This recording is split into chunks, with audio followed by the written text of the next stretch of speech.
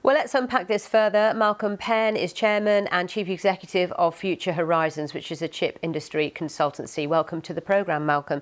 Ursula von der Leyen describes this partnership as a win-win. Do you agree? Absolutely, yes. I mean, I think words are almost too simple to describe it. It's monumental, it's ground changing. I mean, this is really going to move the dial in Europe. It's a huge investment and a very important one. And I think the fact it's in Dresden underlines the importance that Dresden has become in not only the European semiconductor industry, but also worldwide. And it's come at a cost. €5 billion had to be put in sort of state aid, as it were. But actually, everyone around the world is seeing that this is important. We're seeing the same thing in the United States. This is Europe. As different parts of the world realise they need to have things closer to home, nearshoring as it's called.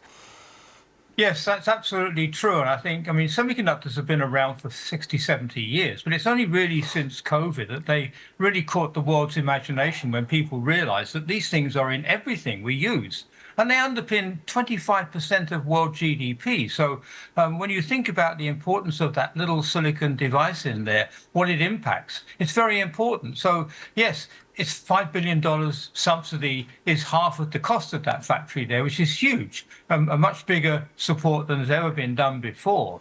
But the impact of that factory is going to be monumental in terms of its wealth creation potential and its value on the EU economy. So it's important that that is put into perspective. What about the risks, though, that my colleague David highlighted in his report there?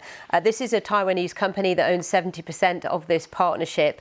And of course, it's got a very difficult relationship with China, and that could pose to be a big threat in the future. Potentially, yes. I mean, absolutely it would be. And that's only, again, something which has come to the forefront in the last 5 or so years.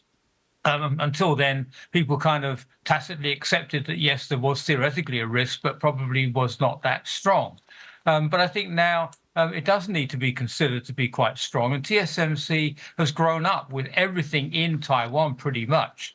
And so I think that was their good business model. It concentrated everything and made it very efficient. But now I think they realize they must diversify. They've got to spread their load. All their eggs in one basket is never a good plan overall in terms of security of supply. So I think the overall trend is that you have to geographically spread. And yes, there is a cost associated with that, but there's a huger cost associated with having your factories nationalized by a foreign country. OK, Malcolm Penn, thanks for your time.